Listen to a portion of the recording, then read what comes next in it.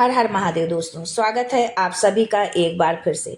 देवाधिदेव महादेव आप और आपके परिवार पर अपनी कृपा दृष्टि सदा सर्वदा बनाए रखें।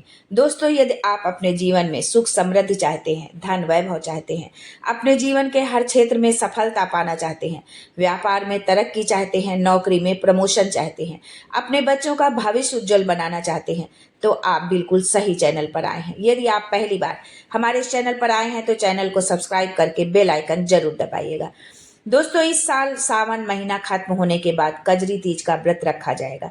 ये व्रत निर्जल रखा जाता है। सुहागिन और कुंवारी लड़कियां ये व्रत रखती हैं ताकि उनका सुहाग बना रहे और सुयोग वर की प्राप्ति हो। कजरी तीज का व्रत भाद्रपद कृष्ण तृतीया पर रखा जाएगा। धार्मिक मान्यताओं के अनुसार कजरी तीज के दिन भगवान शिव और माता पार्वती की विधिवत उपासना से विवाहित व सौभाग्यपूर्ण जीवन और उनके पतियों को दीर्घायु की प्राप्ति होती है। महिलाएं इस दिन 16 श्रृंगार करती हैं। सनातन धर्म में उदया तिथि मान्य होती है। कोई भी पर्व त्योहार उदया तिथि के अनुसार मनाया जाता है।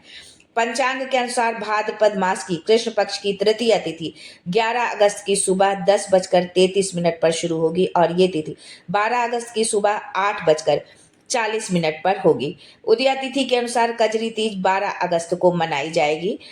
पूजन का जो शुभ मुहूर्त है वो इस प्रकार से है। इस दिन सर्वार्थ सिद्ध योग का शुभ संयोग भी बन रहा है, जो 12 अगस्त को 11:52 से 5:49 तक जो है 13 अगस्त तक रहेगा। सुकर्मा योग शाम 6:45 तक रहेगा, जिसके बाद धृत योग रहेगा। लाभ चौघड़िया मुहूर्त 10:47 से 12:26 तक। अमृत चौघड़िया मुहूर्त 12:26 से 2:05 तक व शुभ चौघड़िया मुहूर्त 3:45 से 5:24 तक रहेगा। इन शुभ मुहूर्त में पूजा करना और व्रत रखना शुभ फल देने वाला माना जाता है।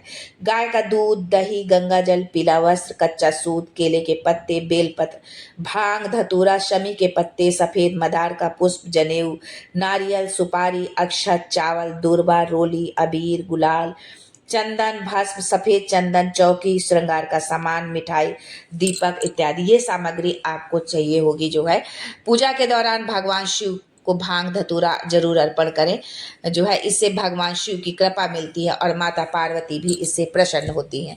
दोस्तों, आमतौर पर रक्षाबंधन के तीसरे दिन और जन्माष्टमी के 5 दिन पहले कजरी तीज का व्रत पड़ता है। मान्यता है कि कजरी तीज के दिन यदि आप कुछ उपाय करते हैं तो आपके पति पत्नी की सभी मनोकामनाएं पूरी होती हैं और अखंड सौभाग्यवती होने का वरदान मिलता है।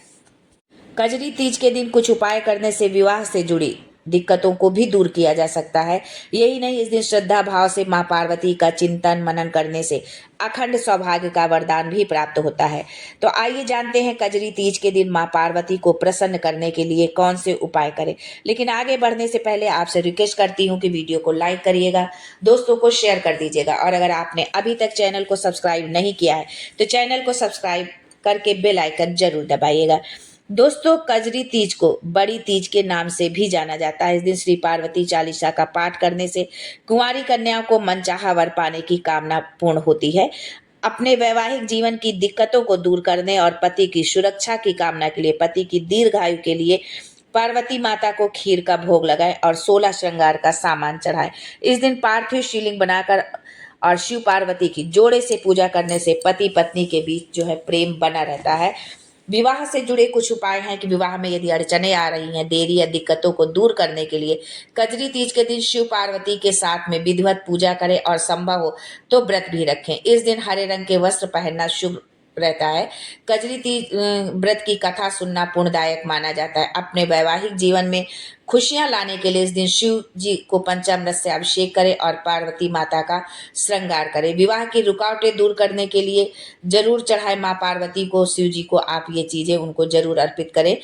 ये चीजें हैं लाल पुष्प, फल, वस्त्र, कलावा, लाल बिंदी, हरी चूड़ियाँ, सिंदूर या लाल चंदन, लाल चुनरी और शिव जी पर चढ़ाएं घी, दही, फूल, फल, अक्षत, बेलपत्र, धतूरा, भांग, शहद, गंगाजल, सफेद चंदन, काला तिल, कच्चा दूध, हरी मूंग की दाल, शमी का पत्ता, कलावा आदि जो भी सामग्री उपलब्ध हो जाए आप वो सामग्री भगवान भोलेनाथ को और माता पार्वती को जरूर अर्पित करें। यदि माता पार्वती और भगवान भोलेनाथ की कृपा आप पाना चाहते हैं तो इस दिन पूजा करने के बाद विशेष चीज़ों का दान आप जरूर करें। तो इससे जो है यदि आपके जो है विवाह में कोई देरी आ रही, कोई अड़चन आ रही है तो उससे भी आपको जो है वो दूरी अड़चनें आपकी दूर होगी और शीघ्र जो है विवाह के योग बनने लगेंगे। तो आइए ये भी जानते हैं कि कजरी की तीज के दिन हमें किन चीज़ों का दान करना जो है विशेष फलदायी माना जाता है।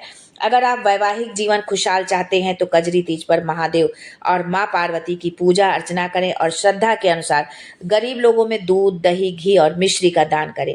मान्यता के अनुसार इन चीजों का दान करने से कुंडली में शुक्र मजबूत होता है, जिससे साधक को वैवाहिक जीवन में सुख की प्राप्ति होती है। इसके अलावा कजरी तीज पर माँ पार्वती को 16 श्रृंगार की चीजें जरूर अर्पित करें। इसके बाद श्रृंगार की चीजें सुहागिन महिलाओं को दान में दे दे। ऐसा करने से अखंड सौभाग्य की प्राप्ति होती है और माँ पार्वती प्रसन्न होती है। इसके अलावा विवाह में आ रही बाधा भी दूर होती है। यदि आपके विवाह में किसी भी तरह की अड़चन आ रही है, बाधा आ रही है, बहुत समय से आप प्रयासरत है लेकिन कहीं संबंध जुड़ नहीं रहा है, तो आप सुहाग सामग्री का दान जरूर करें। कजरी तीज के दिन वस्त्र का दान करना बहुत शुभ माना जाता है। इससे साधक के मान सम्मान में वृद्धि होती है। इसके अलावा सभी कार्यों में उसको सफलता भी प्राप्त होती है। दोस्तों, ये छोटे छोटे से उपाय थे जो हो सकता है कि आप करते भी होंगे, आपको पता भी होगा, लेकिन पूरे श्रद्धा भाव के साथ, पूरी आस्था के साथ हम जब किसी पूजा पाठ को करते हैं, किसी उपाय को करते हैं तो हमें उसका लाभ जरूर मिलता है।